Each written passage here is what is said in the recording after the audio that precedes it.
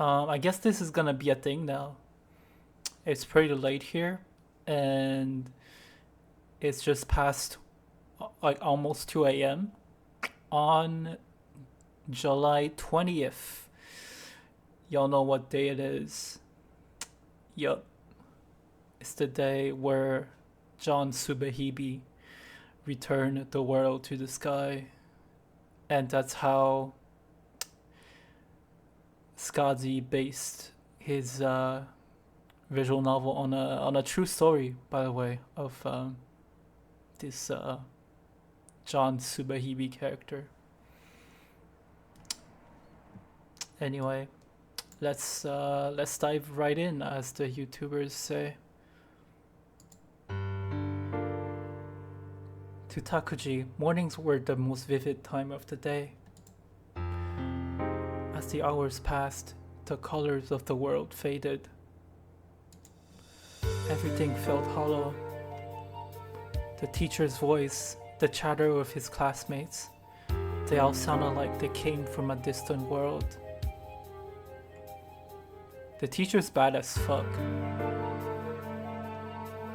Something about just like 90s, or I guess 2000s, like early 2000s 2D anime teacher baddies. Everything he saw seemed no more significant than the sky or the horizon, just fragments of the scenery. What should I do? What can I do?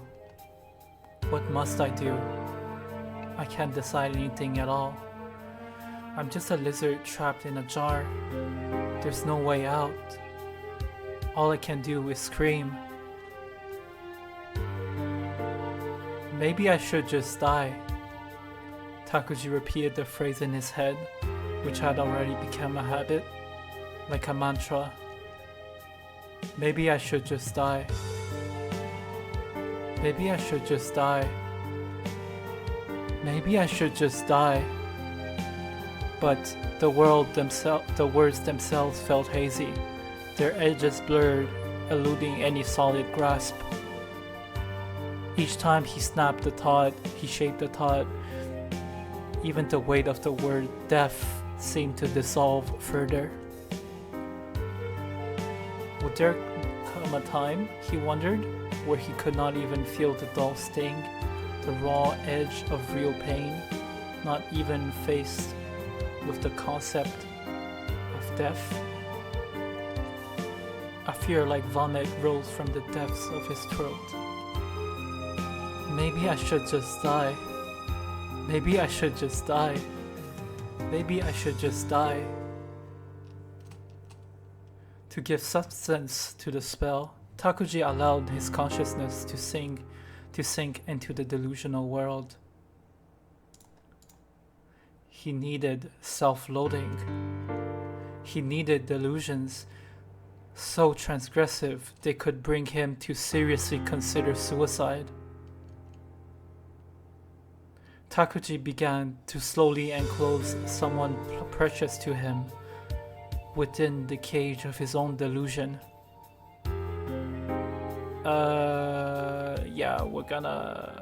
This is kinda troublesome.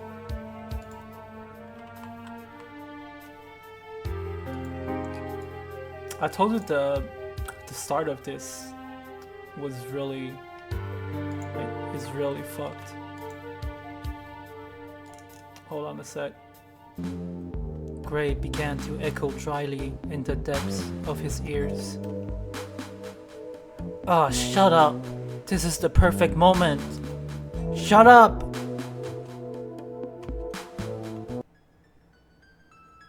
Dragged back to reality by Gray, Takuji's sudden grasp.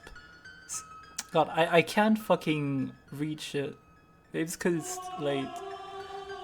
Dragged back to reality by Gray, Takuji suddenly gasped in shock. Somehow, he found himself lying on the bed. Above him, the ventilation fan spun slowly on the ceiling. The sound of grinding, as if something had gotten caught in the rotating fan, filled the air. Initially, the first thing he felt was the rush of realizing he had overslept, but quickly it became clear that was not the case. This was not a room he was used to. It was not his bedroom, and certainly not the school dorms. The space was about 10 tatami mats in size, and aside from the metal frame bed he now laid on, there was nothing else. Literally nothing, not even as a metaphor. There were no fixtures, no trash can, no shelves, not even a window. Just plain white walls and a white ceiling, which gave the room an oddly prison-like feel. Takuji sat up from the bed. The bed stood alone in the center of the room, looking like a solitary island floating in a vast sea of emptiness. He got to his feet and walked towards what seemed to be the only door in the room. It was made of iron. The door had no handle, making escape impossible. This was truly a prison. It was only then that Takuji realized he was dreaming. But this dream felt so incredibly real. But a dream, as long as you're inside it, feels real enough to the one dreaming. And besides, it's not like I feel much sense of reality in the real world either. So it's only natural that the boundary between dreams and reality has become blurred. I haven't fallen into a deep sleep in a long time, and I haven't dreamed at all either. That's why I am feeling so disorientated. Takuji accepted his current situation surprisingly easily, even surprising himself. This was a third world, a dream world, one after the real world and the delusion world. It was simply another world added to the mix. So what does it even matter? This whole switching between dream and delusion and like this paradoxical nature, like even of how it's told, this kind of scenarios that kind of moves forward and then kind of eats itself and goes back on itself paradoxically, and this kind of concurrent actions within a setting that the kind of jumps to another. Like here it's a different, that's his delusions, and also this one he just wakes up from like supposedly in a like a mental institution, and his everyday life at school. Like you never really, are sure of which one is the one that's like actually happening in real time. Well, what I was saying? Oh yeah, this whole thing is, I think, like I'm willing to bet money on that. The writer definitely read, I'm pretty sure, Dogura Magra, which is like a Japanese, one of the big, I think big three with the big four Japanese like classic mystery novels. It's very Dogura Magra inspired, I feel. And it's a shame, like Dogura Magra is the only one I read, because like none of the big Japanese mystery novel, like the big three classics, are translated into English. Just like Denpa Vien's, yeah, none of them are translated in English. I read Dogura Magra because it was translated into French, and I can read some French. But the other two, I think An Offering to Nothingness and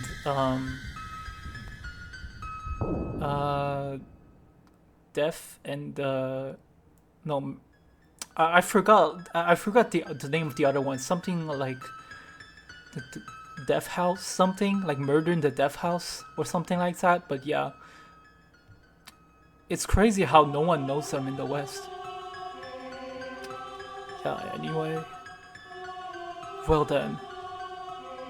He muttered it aloud, as if to reorient himself. His voice echoed coldly against the walls of the room. The sound felt disturbingly real. Takuji began to suspect this was not just a dream. He must have been dragged here after fainting or losing consciousness. But upon further thought, this was not something to be shocked about. The softness of the flesh he freely took advantage of from the bitches and his delusions. Their weight, their wetness, their moans, their heat of exhalations, their smell of sweat, all of it, just like the sound of his voice echoing here, felt disturbingly real. Maybe I'm just not used to this world yet. Just as I've come to accept the delusional world, this dream world will soon become part of me too. Takuji pushed the door hard.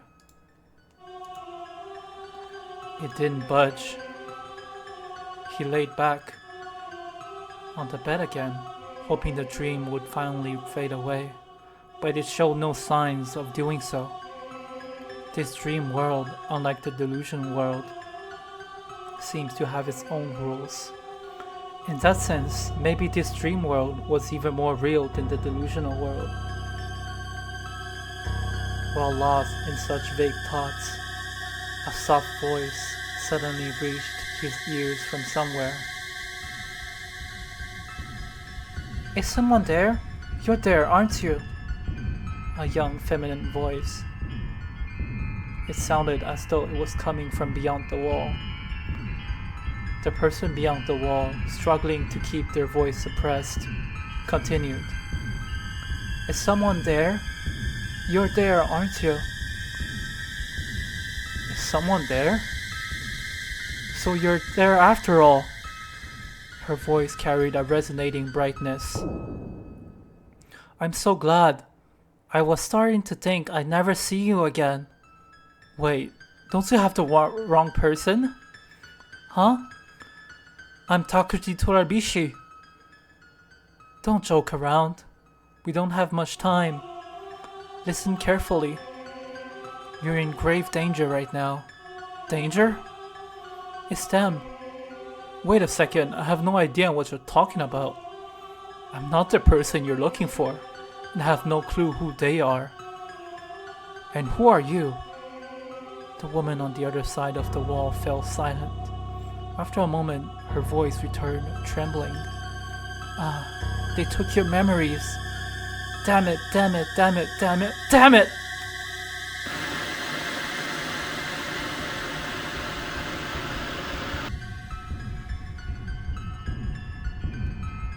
At that moment, a sharp, rhythmic clacking sound, footsteps, rang out from beyond the door. The woman on the other side of the wall went silent for a moment, then, in a firm and hurried voice, she spoke again. There's no time. I don't know how much you remember, but you must understand this. I'm on your side. Don't trust the professor. That man is a demon. And don't let yourself be consumed by the dream. Reality is here, right here. Now, lie down. Pretend to be asleep in the bed, quickly. Her voice cut off abruptly, leaving only silence. Clack, clack, clack. From the sound of it, there must have been a hallway beyond the door. The footsteps grew louder, steadily approaching, until they stopped right in front of Takuji's door. Silence. Though he could not make sense of what was happening, Takuji lay down on the bed, stiffened his body, and shut his eyes. Slowly, an inexplicable fear began to well up from deep inside his stomach. Not knowing who the source of the footstep was, the person standing on the other side of the door. And yet,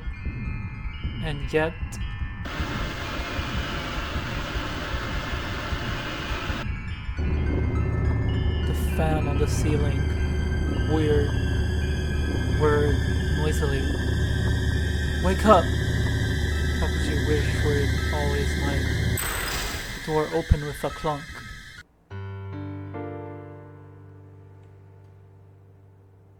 Yo, Dazai. So what? Oh my god, I'm literally sway facing right now.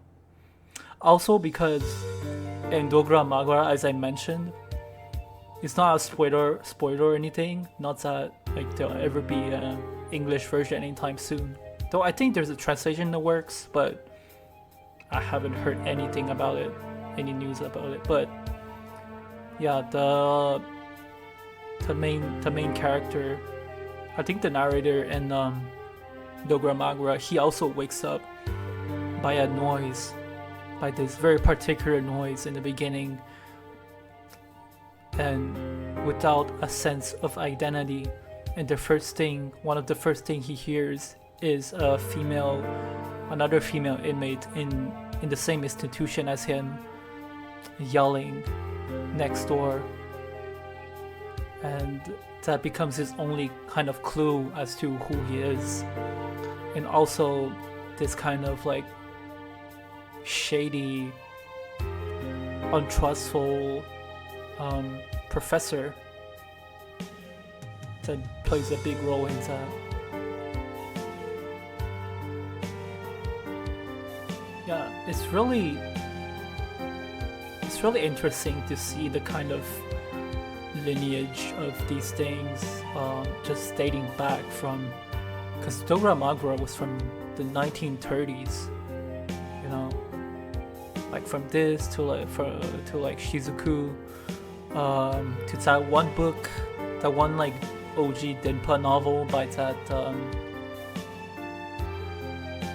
the guy from Kinniku Shoujo Tai, the vocalist, Kenji Otsuki, I think. I really want to read that one as well. Yeah, from that and like to like the old Japanese mystery novels. It's crazy. Now we got Dazai in this. Literally soy facing. The title of Dazai's first collection of short stories is Banen, the Final Years. It's not difficult to see how this title reflects the trajectory of his life. I didn't even know that. However, regarding the work we're discussing today, Pandora's Box, I'd like to analyze it free of such preconceptions. Now then, Nakamura-kun, could you please read the next segment? Yes. You mustn't misunderstand me. I am not, in the slightest, disheartened. Cold sweat covered Takuji's entire body. It felt like a real dream. Kun. Bishi-kun. Torabishi-kun. Huh? Please, continue reading. Where should I start? As I was saying, while the youth continues to fret endlessly, the windmills of the world keep turning. The classmates chuckled softly. Did I read that one by him? Pandora's Box? Is that by Dazai? I swear those lines, like I've heard them. I do have like a short story collection. Like I've read a few short story collections by Dazai. Huh. Okay, I'm kind of thirsty. Hold on.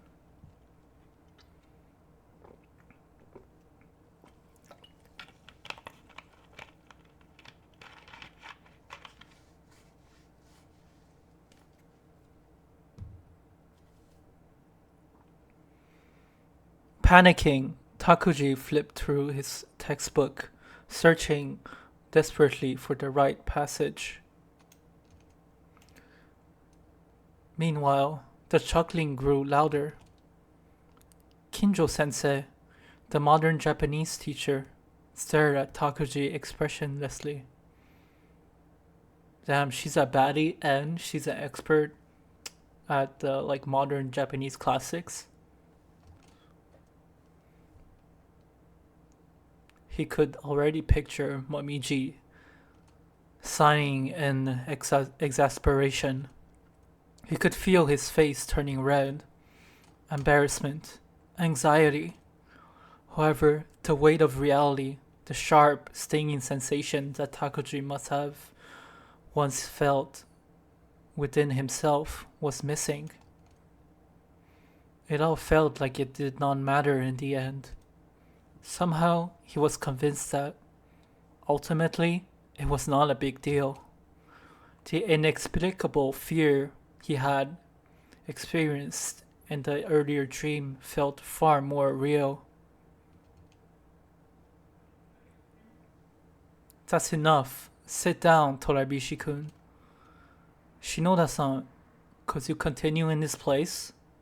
Yes, but you see, even while I was lost in such overly sentimental, outdated, pitiful worries, the world's windmills kept spinning, whirling at a speed imperceptible to the eye.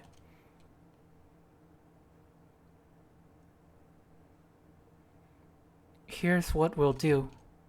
Besides this place, you and I will be nothing more than strangers. We won't interfere with each other's worlds or take an interest in them. Each other's worlds. Outside of our world, we will be strangers. By doing that, our world will become all the more genuine. What do you think? The world. Everything is the world. Yet, what is the world? By what means can the world be defined? The world can be defined by what means? By what world can the means be defined? Can be defined by what means the world? Defined by what world can be the means? A hazy mist hangs faintly over my mind. Gelatinized thoughts sluggishly crawl, dripping down my skull. Can a stake be driven into this endless chaos? Is it possible to drive in a stake as a fixed point? For example, what might that be? For someone like me, who can no longer find certainty in thought, what is left for me? For example, could it be action? Or could it be something else? Something else? To live or to die, it no longer seems to be the key to deciding human happiness or unhappiness. The dead are made complete, and the living stand on the deck of a departing ship, pressing their hands together in farewell. The ship quietly slips away from the pier. Death is a good thing. That is one of the most Dazai things I've read. The dead are made complete and the living stand on the deck of a departing ship. A distant scene, a line of rope tied to the flagpole, and from the top, a silhouette fell from it like a leaf. It looked like a simple, unremarkable sight, like something out of a silent movie. Then, with a grinding noise, a section of Takuji's gray world slid away, and something new appeared in its place. Good morning. Everyone in the class turned towards the sound. There stood Shunichi Mido. Mido met the stares of the entire class with dark, aggressive eyes, glaring back at them in defiance. His feral gaze bore into them, forcing most to quickly avert their eyes. No one in the class was unfamiliar with the rumors about Mido. Rumors painted in violence. Lately, even words like drugs and prostitution had begun to mix into the stories about him.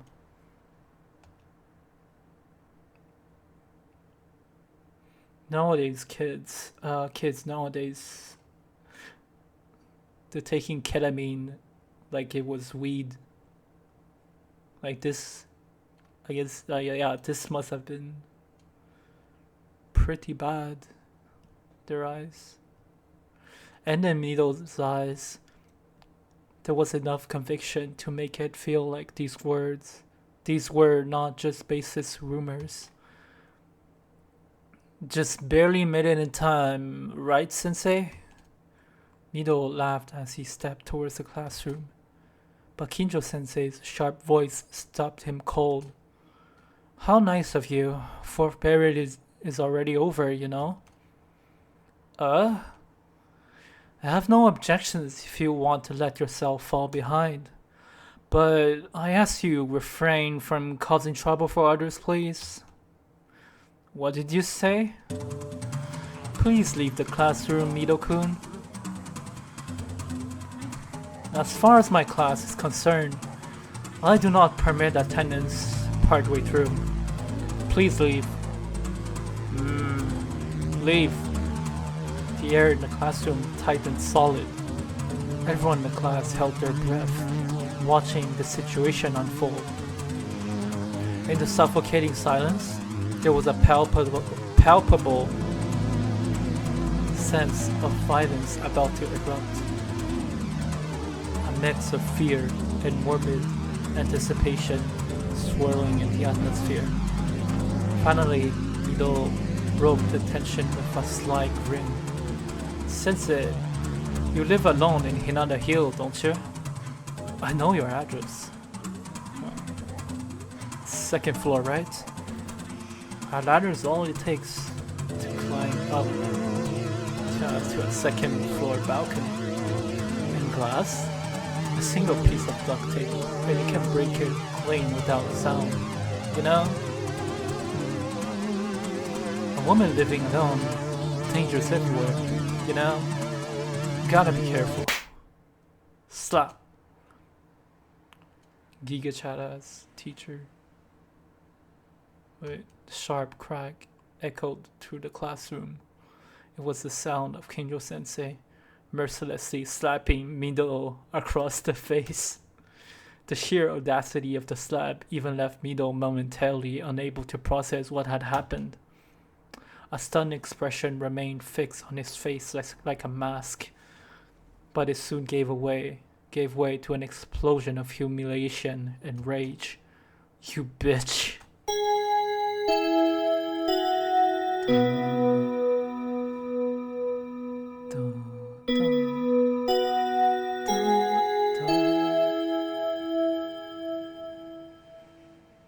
I swear to God, in elementary school, like I grew up in the West, right?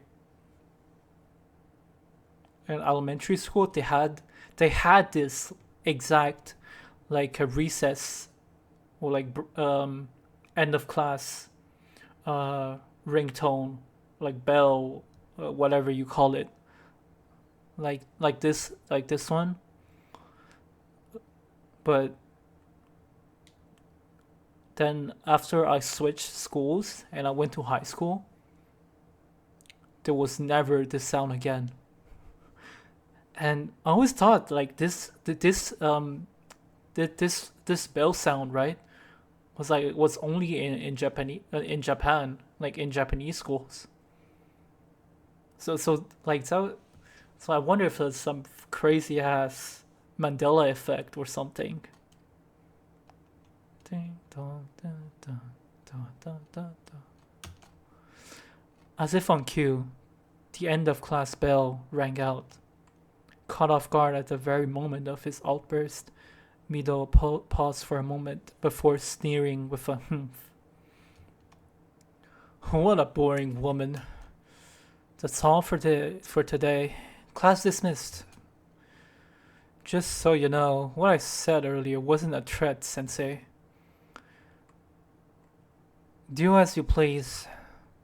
With those words, Kinjo Sensei broke eye contact with Mito as if nothing had happened. She left the classroom without haste, her demeanor perfectly composed. She's cold as fuck. Yeah, Mito too grabbed his bag and threw it on his desk before leaving the room. Yet it was hard to miss that his bravado was little more than a facade. The victor was obvious. Before long, the class erupted with voices of excitement and admiration. Kinjo is amazing. So cool. Mito's not all that tough, huh? Man, I really admire teachers like her. Smart and bold. She's got it all. I wish I could be hugged by her. You'll be hugged by an older woman. Amidst the ruckus, Takuji sat alone, trembling with a fury that welled up from deep inside him. Anger? Snapping back to reality. Takuji tried to understand why he was so overcome with rage, but the answer eluded him. After some time, it finally dawned on him. He was jealous. Everyone was having fun, someplace he was not a part of, while he remained an outsider. That's so real. Me in high school, or in college, or at any functions. Alienation. He was jealous of that. Feeling utterly pathetic, Takuji thought, maybe I should just die. Consumed by overwhelming self-loathing, Takuji contemplated death, routine work. Lunchtime. Why did Kana Tsukishiro interfere with me? Takuji could not shake that thought from his mind, no matter how hard he tried. Takuji walked through the bustling, noisy atmosphere, as though he was swimming. His destination was Kana Tsukishiro's classroom, 3D. Here's what we'll do. Besides this place, you and I will be nothing more than strangers. We won't interfere with each other's worlds, or take an interest in them. Each other's worlds. Hahaha. Outside of our world, we will be strangers. By doing that, our world will become all the more genuine. What do you think? The first time Takuji and Kana met was at an abandoned industrial housing complex. Fuck. Yeah, I need more water. Or Pepsi. More or less, but...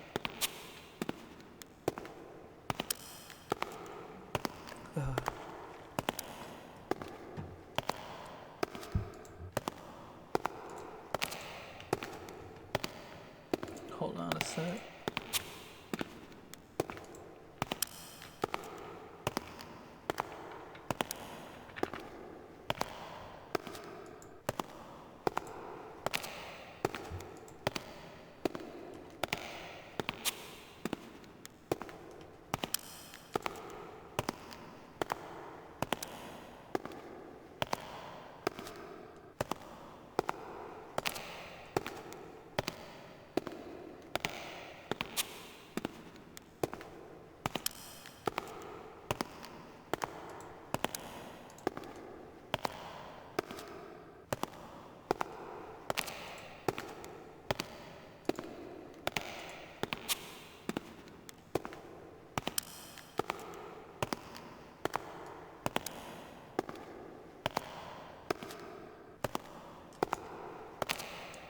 Apparently the Zakuro coded girl in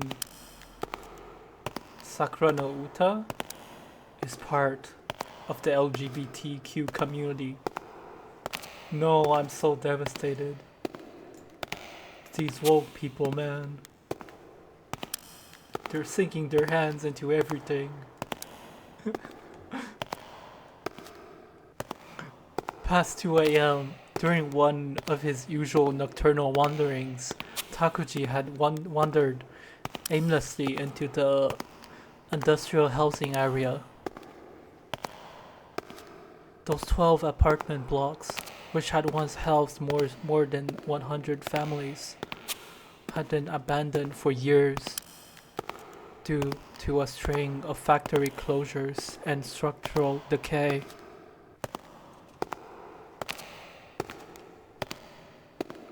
I'm not sure like how I feel about like when they do this like go left, go right shit. I know it's like an actual adventure game, but like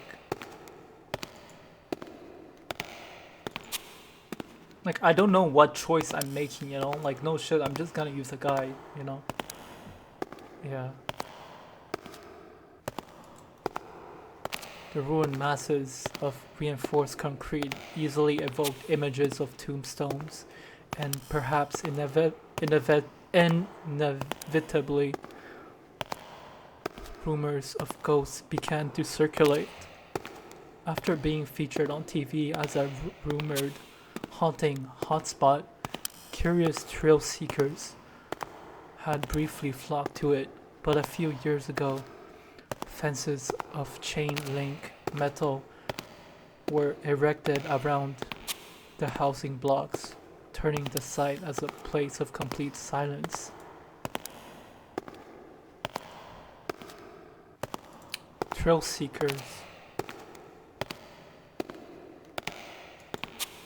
Has anyone heard of the term ryoki? It's like, I think it literally means something like curiosity haunting. It's basically a kind of this umbrella term for everything like morbid, yeah, just really morbid or taboo or like horror, all that kind of stuff. Like, I'm surprised. Like it's not really a term in like the Western VN or like weeb, like edgy weeb sphere. But, like people know Ryona, which it's like I think Ryona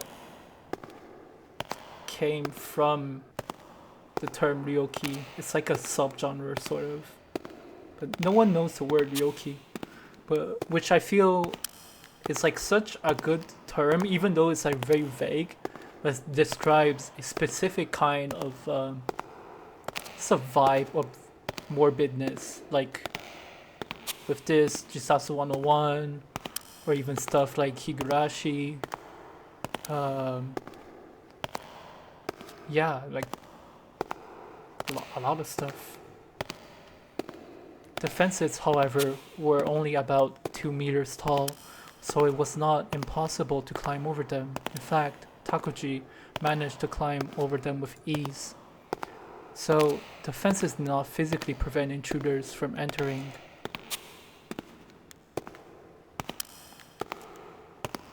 What the fences added to the ruins was not physical security. It was a sense of closure, something almost spiritual. Even though climbing over was easy, the fences impressed upon intruders that this world was an isolated, special place cut off from the outside world. Beware, this place isn't normal, it's different. The sight of these ever-present warnings on the edges of their vision overwhelmed intruders with an indescribable unease, driving them to abandon the site for easier thrills elsewhere. It's no joke. These words, left behind by past visitors, build upon these legends. You do get a feel of that. I don't know if you ever like pass by a huge ass abandoned factory at night, it does feel like a spiritual heaviness, like something is lingering. Not ghosts, but like something like cosmic, you know, because the factory is so big and it's dark, and like if you fall inside, you might as well, if you somehow get lost inside, like if you want to explore, it's like, you know, barely any windows, like it's the roofs are so high up, like broken ladders and like nothing, just darkness inside. You might as well fall into a black hole.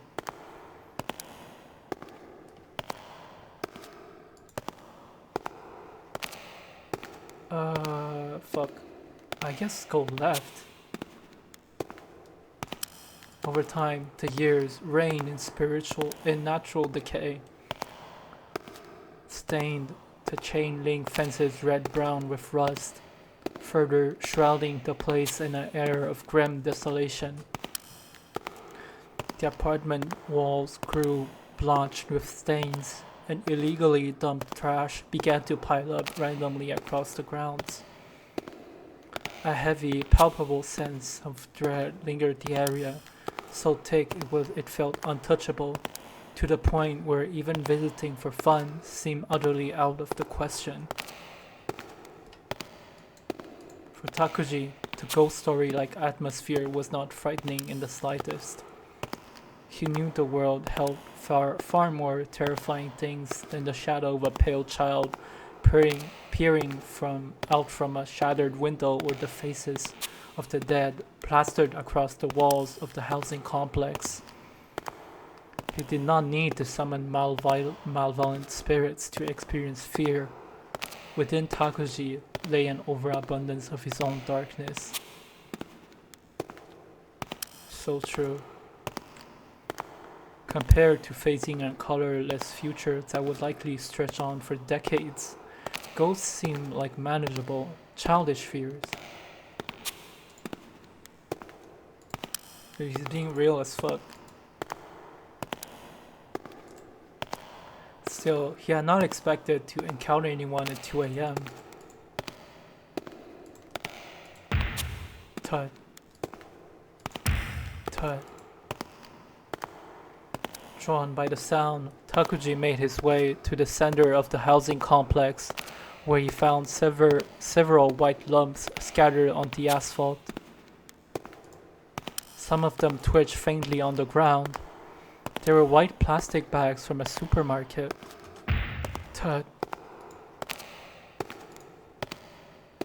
Okay, I'm gonna stop doing the sound effects because it's redundant. A scream echoed from within one of the bags. Gya! Looking up, Takuji saw a woman's face peeking out from a window on the top floor. In her hand, she held another white plastic bag, ready to be dropped. That was how Takuji and Kana first met. Takuji peeked into Kana's classroom. Contrary to his expectations, their eyes met immediately. As if she had been waiting for him, Kana Tsukishiro stared intently at the classroom entrance. Propping her chin on her hand, she gazed down the hallway. I've been waiting. This is how it seemed. Takuji gave a small nod. Kana also nodded slightly in return, then smoothly got up from her seat and walked into the hallway.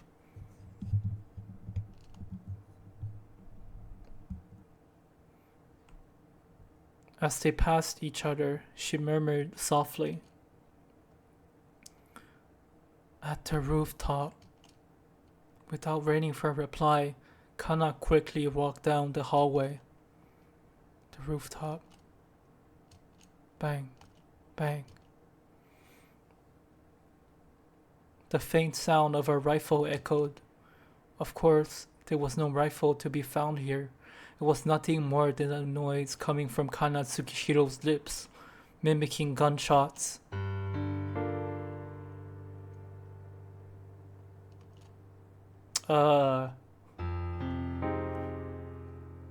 Bro, she's... Damn, she's like edgy. My boy looks like Shinji over here.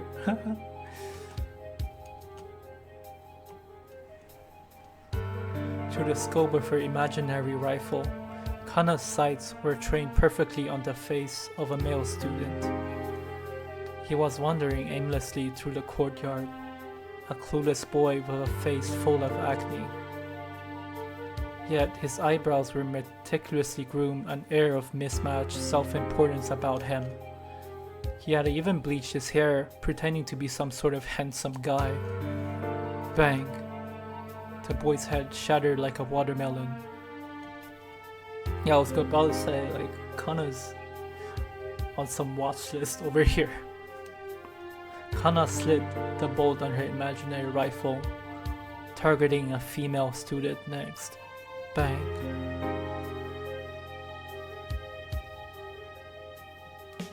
I wonder how this hits for this sort of incidents. Yeah, it feels kind of like, yeah,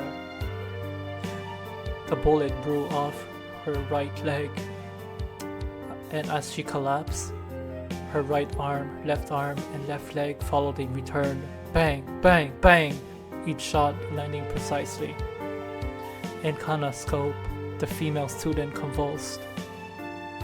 Her terrified eyes darted around, trying to pinpoint the invisible form of death that had suddenly descended upon her.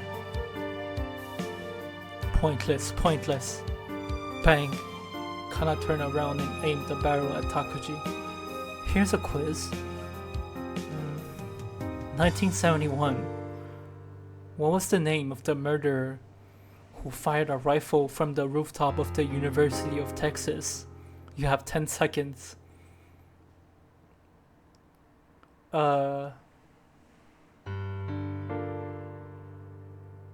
Didn't that happen in like the 60s? Was that another university? Yeah, let's not dive too much into this. Bang, you're dead. Bro, I'm like...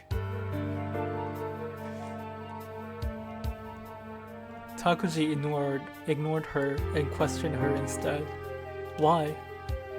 Why did you talk to me this morning? We wouldn't interfere with each other's worlds. Wasn't that the promise? Kana Tsukishiro wrapped both hands around her neck and gently swept her hair back, burying her slender neck. Strangle me. Tilting her chin upward as if offering a sacrifice, Kana presented her neck. It was so pale and translucent that under the summer sunlight on the rooftop, it seemed like an out-of-place ice sculpture. Cut it out. Strangle me. Answer me. If you strangle me, I will. Strangle me? As requested, Takuji reached out his hands. Strangulation. Encircling her neck, he tightened his grip. Her neck was so slender that his fingers easily overlapped. Within his palms, beneath the skin, deep into the flesh, he could feel it. A swallow, a gulp slipping down her throat. Soon, her throat began to spasm slightly. In Kana's eyes, two emotions warred against each other: fear and ecstasy. Kana's mouth slowly opened, and from the hollow it formed, the tip of a crimson tongue emerged. The tip of her tongue moved aimlessly through the air, as if tracing some arcane symbols. These descriptions, man, these are great.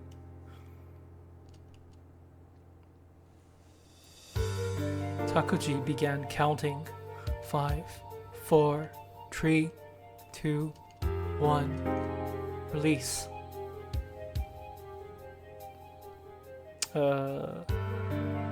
Kana collapsed onto the concrete, coughing violently. Her racked breaths were occasionally interrupted by dry heaves and sobs. Tears glistened faintly at the corners of her eyes. Delicate shoulders rose and fell rapidly.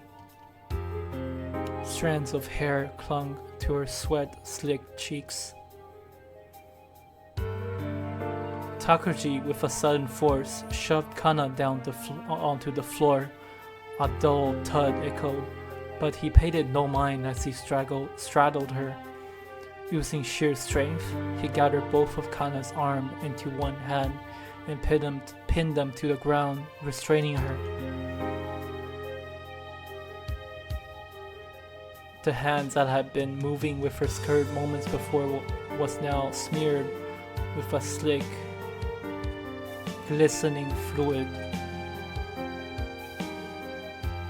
I don't think, I'm not reading out these noises.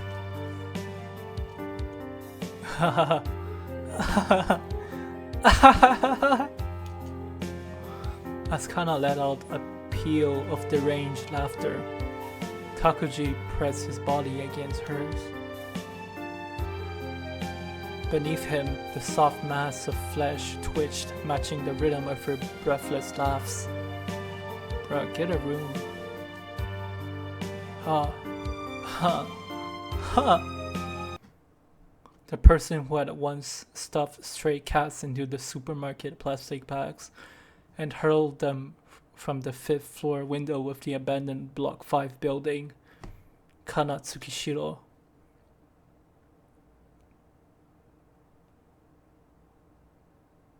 Yeah, this is too far, man.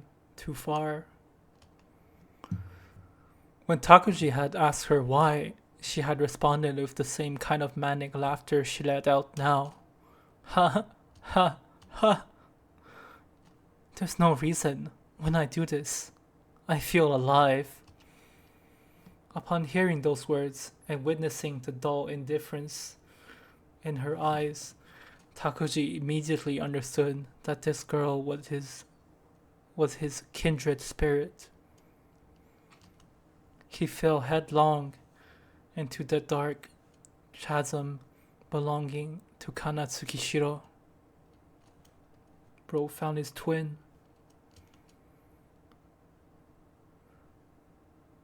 For example, the gore websites on the internet. Faces with their skin peeled off and eyes bulging grotesquely. Charred corpses lying in the aftermath of fires. Mold-covered greenish remains. Cursed, malformed infants. Human meat displayed in storefronts. Dogs exploding in countdown videos. What the fuck? It's not even like Life Leak. It's like rotten.com and shit. Type shit. I feel these kind of morbid websites definitely, not just the contents, but the whole kind of atmosphere, the vibe must have been a lot more like morbid and scarier and ryoki than like later Live Leak. I never really used Live Leak. Like it's just I'm not really into like gore content, whatever, but I feel like late 90s when the internet was fucking wild, like this, seeing this kind of stuff, like it must have been like really addicting for people into that back then. Death displayed like decorations in a window showcase. These were undeniable forms of death, completely alien to Takuji, a being who was still alive. Takuji became enthralled. glued to his computer. Yeah, yeah, see. Yeah, I was just talking about this. Yeah. Greedily consuming the streams of electric waves pouring in from the digital void. That's a good ass description too. Next, Kana Tsukishiro introduced Takuji to books about bizarre murder cases.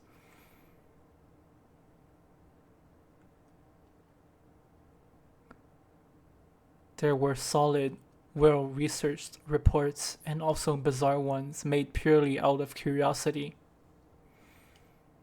She showed him books cataloging methods of suicide. Oh, it's that one.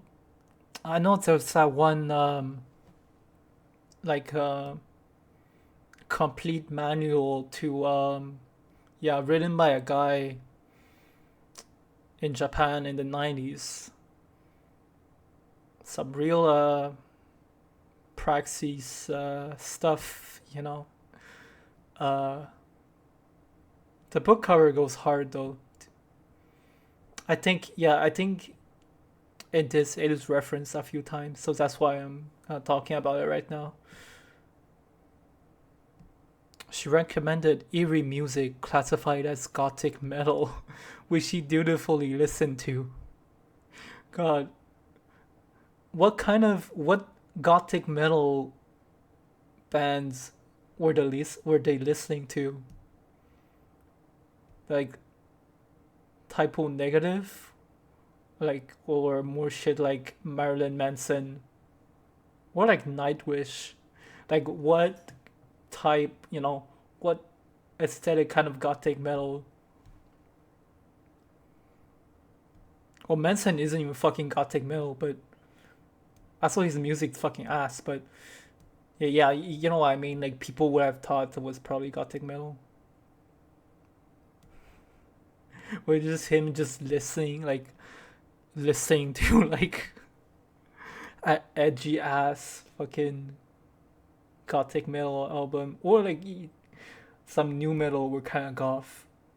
Listening to like on like goth new metal bands like Cold Chamber or something, and looking at Rotten.com, peak fucking old internet user experience.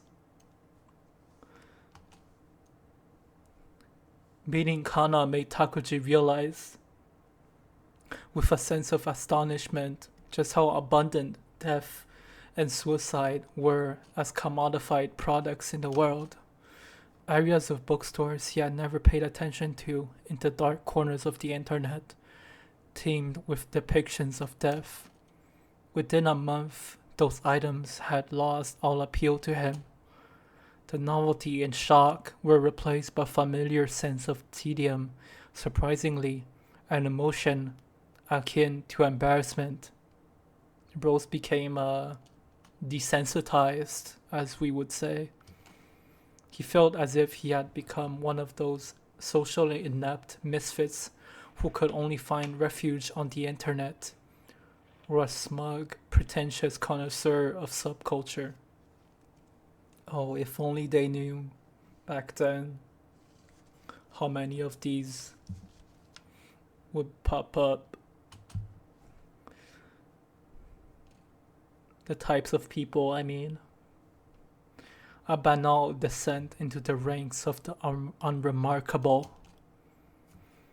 Takuji willingly volunteered to join Kana in her cat dropping sessions from the apartments.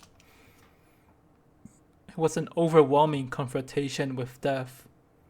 Yeah, bro, fucking animal abuse. God damn it. Bro, it felt like death itself. For the first time in ages, an intense exhilaration filled his chest.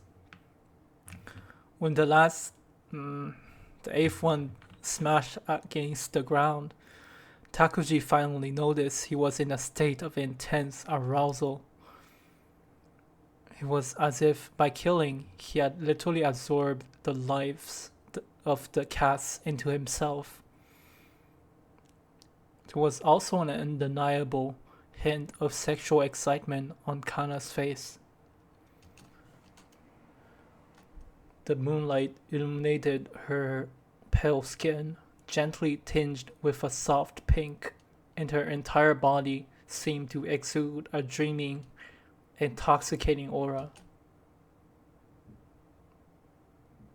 Takuji reached out and roughly grabbed Kana's body, pulling her close, pressing his lips into a deep kiss.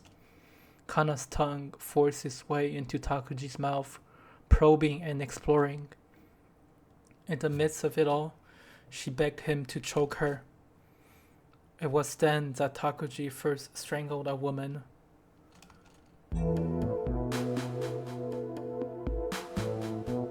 Yeah, okay.